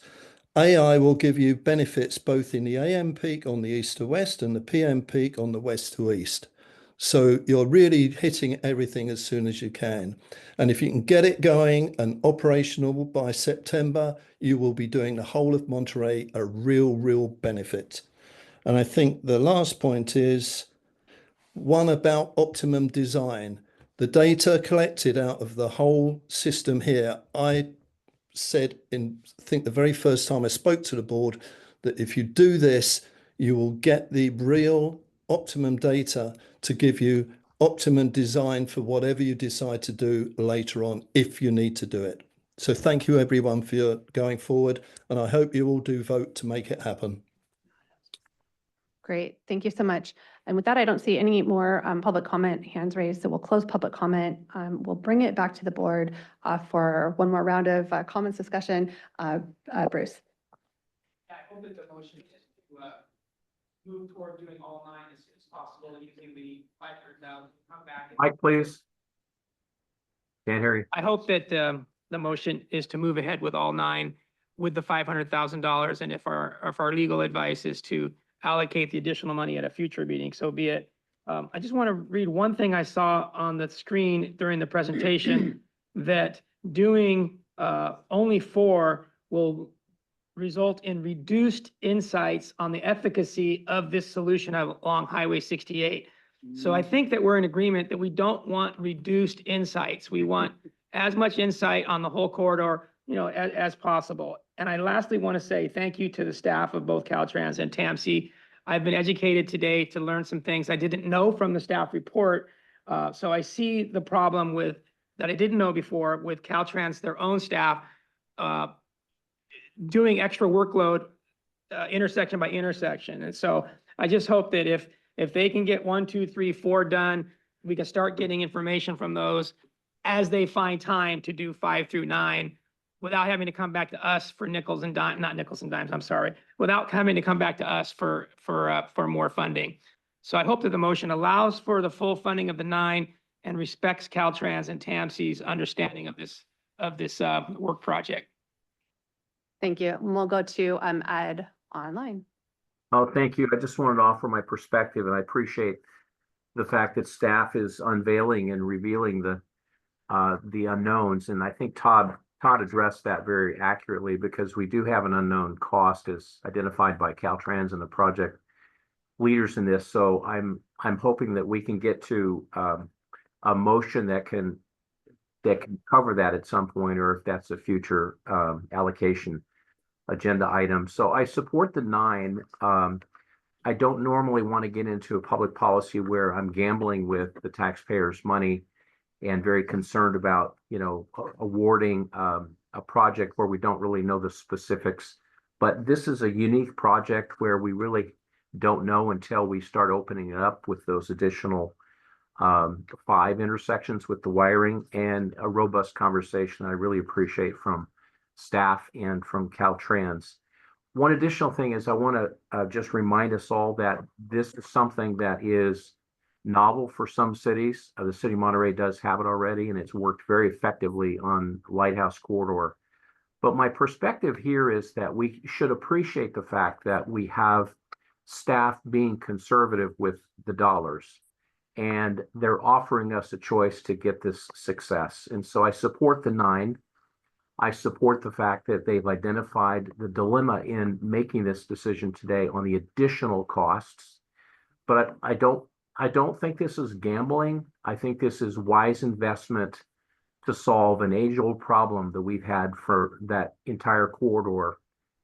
So I'm willing to go the next step to say that those 9 require us to allocate the money wherever it comes from out of the motion, so that we can say, yes, we're going to start on the 4, but we have the plans to do all 9, and the additional money for the installation and the unknowns of possibly up to $50,000 for the extra 5. So I support the 9, and I think Mike Labar probably started to touch on a motion before, so I think the answers are there in the room. But I support moving forward with the 9, figuring out how to cover that extra cost on the 5 for the underground wiring problem. But thank you, Chair. Great. Thank you, Ed. And I had Kate next, and then we'll go to Mike. Okay. I do have a proposal for a motion that I'm listening to the math that has been discussed today, and that would be for, to support the implementation of the State Route 68 Adaptive Signal Pilot Project for up to 9, with an update after the initial implementation on the eastern end of the corridor. And that would be to hear about any unknowns, and then to authorize the executive director to enter into a funding agreement with Caltrans to use up to $1.2 million. And that would be up to, but I think that would address all the costs that are potentially here to implement the pilot project contingent on council review. Can I offer a friendly amendment? Okay, we have a motion from Daniels, a second from Delgado, with a friendly amendment suggested from Labar. And I really like the motion. Could we clarify though, on the up to 4, can we just make sure it's clearly that you just moved towards 9? I don't think I said up to 4, hopefully. It was. Oh, the report after 4 for, Okay, yeah. to see where it comes. So it would be amending the motion to provide for an initial update, or provide for an update after the initial construction begins. So not identifying a number of lights, but just to come back and give a report on any of the unknowns that come to fruition. I'd be happy with that. Okay, so, and second, You read your amended motion. okay, so we'll reread the motion with the friendly amendment. Sure, it's to support the implementation of the State Route 68 Adaptive Signal Pilot Project with a report with a report back to this body after initial construction begins, to report back on any contingencies or unknowns that are discovered. It's to authorize the executive director to enter into a funding agreement with Caltrans to use up to $1.2 million to implement the pilot project, contingent on council review. Okay, second polls, I like the first version better. It'd be nice before we vote if staff lets us know. Mike, please. It'd be nice if staff lets us know if this motion, if it works for you. Yeah, it works.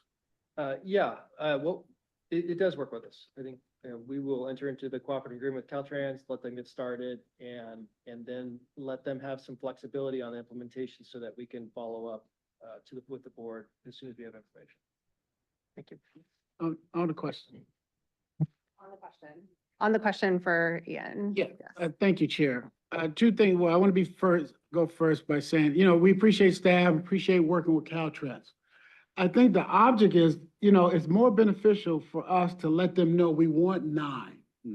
Instead of saying, give us 4, and then we come down, 6 months later, 3 months later, whatever, and say, give us another 5. That's why I really think it's important to tell them we want 9. And they can do it on their schedule. So I understand that. What I wanted to say now is that for those that may be new to this conversation, we had this before. We had a 40-minute discussion before about 4 or 9. And this board voted for 9. And so to come back today, that's why some of us having not against you. Sometimes it's hard for us to come back and have staff say, well, somehow we went back to 4. When we said initially, when we said initially it was 9. And that's the only thing you guys are hearing is we thought we told them we wanted 9 and we didn't mind the relative cost to it. And for me, I just want to put it on record that I'm saying out loud, I thought I had this conversation before. That has nothing to do with the board members. It's just, I want to make sure I didn't hear something or misunderstand it. But we had the same conversation about 4 or 9 before. Thank you so much, Chair. To clarify, you. my motion is for 9. So my motion is for the 9. No, thank you so much. So we have a motion on the floor. We have a second. The friendly amendment was accepted by the seconder, to clarify, Bruce? Yes? My motion held.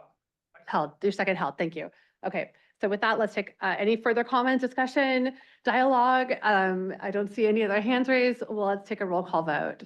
Thank you. District 1, alternate Gonzalez. Aye. District 2, Supervisor Church. Aye. District 3, alternate Ramos. District 4, Supervisor Askew. Aye. District 5, alternate, District 5, Supervisor Kate Daniels. City of Carmel by the Sea. Yes. City of Delray Oaks. Yes. City of Gonzales. Aye. City of King City. Aye. City of Marina. Yes. City of Monterey. Yes. City of Salinas. Yes. City of San City. Aye. City of Seaside. Aye. Chair, the motion passes. Right, thank you. And thank you all again for the robust discussion. And thank you to Caltrans for your commitment to continue working with us on this and all of the projects that we work together on.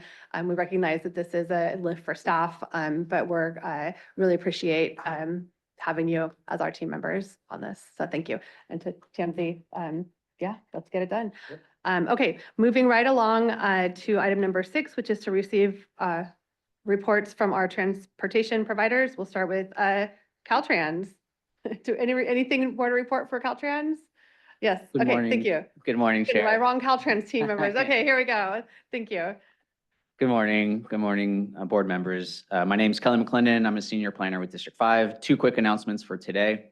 The first is about some upcoming information meetings that we're going to be having in Castroville as part of our Castroville State Route 183 improvement project.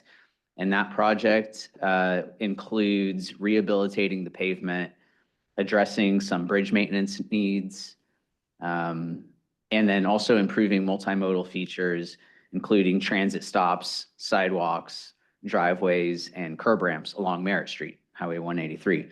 We're hosting these public information meetings on April 17th. And we'll be at 2 locations on that day. One will be the North County Farmers Market, which is from 3 to 4:30 p.m.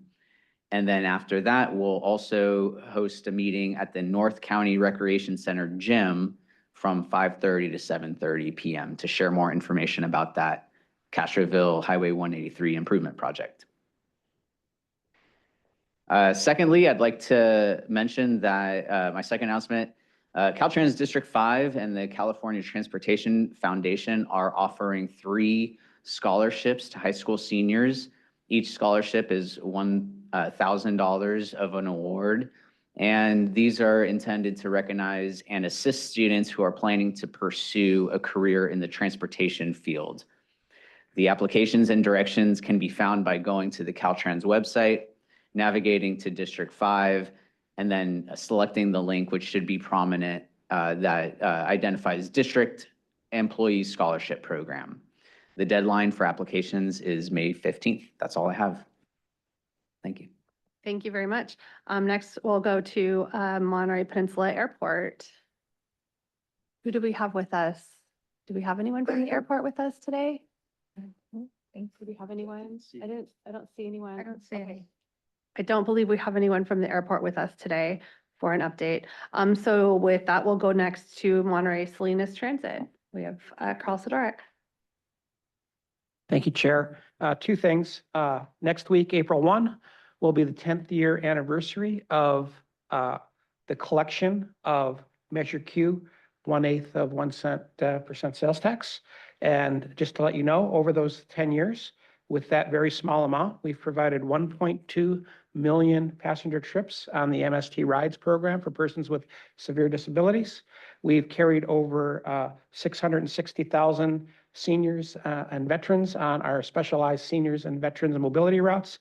We've had over 400,000 taxi reduced cost taxi vouchers made by seniors, veterans, and disabled who have qualified for that program, and over 36,000 volunteer trips made with the trips reimbursement plan for persons who live outside of our service area who can have a neighbor, friend, or relative provide them the trip, we'll reimburse them for the mileage. So there's been 35,000.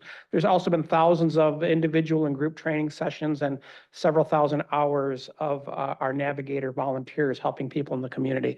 So we'll be doing a celebration in another month or so in Salinas. We'll keep you informed of that. But the real big news is on Friday, MST, along with some TAMC staff, spent an interminable number of hours, 9 or 10, seemed like 100, at the California Transportation Commission, but it was time well spent because we were allocated $25 million for the SURF busway and bus rapid transit. This it finalizes our funding package. We have all the funding secure. We will be able to enter into contracts here shortly and start work this summer. Groundbreaking announcement to be announced. We know the dates, but we'll get them out to you shortly. So everything's moving along there. I really want to thank Mayor Carbone, Mayor LaBarre, and Isabel Mesa from Senator Laird's office, who took time to sit through those many hours of meetings to make public comment, as well as our representatives and partners, Kevin Dayton from the Monterey Peninsula Chamber of Commerce, and Rick Aldinger, representing the Monterey County Hospitality Association, spoke in favor of this project and helped us push us over the line. I really want to thank all of TAMC's staff who've helped us get through this project as well, to get to all of our funding and working with the California Transportation Commission and Caltrans. It's been quite a lift. To say, someone told me we're going to have to move heaven and earth. That's an understatement. They've never had to move the Coastal Commission, PG&E, and Caltrans. So it's been a great, it's a great outcome. So look forward to actually moving on to construction. Thank you. Great, thank you, and congratulations. That's a really significant thing for our community, and it took a lot of work. Next, we'll go to Monterey Bay Air Resources District, and I believe I see David Frisbee online. Hi, good morning, board.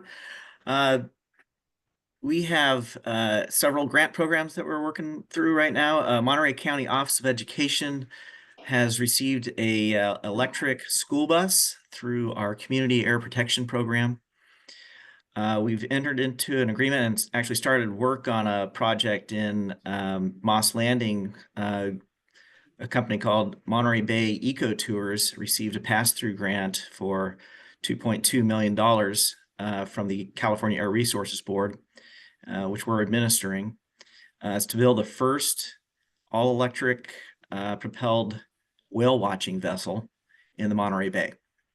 So that's anticipated completion date of that catamaran will be done in July of 27. And work is it's under construction right now. Our electric vehicle incentive program is now closed. We funded 346 incentives for purchasing towards purchase of an electric or plug-in hybrid electric vehicle. $450,000 has been obligated, and we are now looking at restarting the program again in July with the new fiscal year, when the board is going to be hearing the and authorizing the motor vehicle emission reduction program that we fund through DMV fees from registered vehicles in the region. And that's the end of my report. Thank you. Are there any questions, comments on our transportation provider reports? Any public comment on our transportation provider report? Do I see anyone online? No. Okay. All right. We'll say thank you all for joining us and for the reports today. And we'll move on to item number 7, reports on meetings attended by board members at transportation agency expense as required by state law. I will announce that I attended the Central Coast Coalition Lobby Day, which with Todd and Christina, with our 5, I've made up more counties, 5 Central Coast counties where we went to Sacramento, met with half a dozen more of our state delegation, spoke about Central Coast Rail needs, and Maura was there as well. Central Coast Rail needs, we spoke about the 156 corridor project at Castroville, and the positive train control were the 3 issues specific to Monterey County that we lobbied for. Anyone else have, did you want to speak for CHAPS? Yes, I just wanted to note that CHAPS Padori was at the CalCog board meeting this month, and also attended their regional leadership forum as part of CalCog. Great, thanks. Anyone else have reports? Any public comment on our reports? Seeing none, we'll close that item and move on to our executive director's report. Thank you. A very short report. April 1st is the deadline for your Form 700, so I've already sent them to Maria. That's it. All right, any comments, public comment on our executive director's report? Seeing none, we'll close that and move on to announcements and or comments from transportation agency members on matters they wish to put on future TAMC agendas. Just one share. Hands, yep, Mike. I'll make it very quick. So on the last CTC meeting, some of the prior agenda items, we heard more conversation regarding VMT and how that program is going forward. At some point, maybe we can get another update from Gus and how his proposal of going to adding to registration to fill in the gas tax deficit as opposed to the VMT. The VMT seems to have momentum at the state level, and that will be very detrimental to our communities, especially we're the ones who are driving farther to get to our jobs. So at some point in the future. Thank you. Yes, we'll bring a report on vehicle miles traveled and the use of that as a gas tax replacement versus other options. There is a lot of discussion going on the state level, and we were trying to pick a time where we could bring it to a board when we've seen some of the proposals kind of solidify. But we'll bring it back as an educational item so that we can keep the board up to date. Great, thank you. And Bruce. I think at last meeting, I suggested a consent item where at staff's convenience, they describe the authority that TAMC has to do other than rail projects, because there's been some public discussion that I'd like to get back to on our authority as TAMC to do pretty much everything transportation related in Monterey County, not just rail, which some people interpreted the legislation that you get online that authorized TAMC. And to note, I have a draft of that on my desk, and we'll bring it in the next meeting. Great. Anything else? Any public comment on this item? Seeing none, we will move on to item number 10, which is to adjourn. Our next meeting will be April 23rd at 9 a.m. I look forward to seeing you all back here then or online. Thanks for the great conversation today. I'm going like this.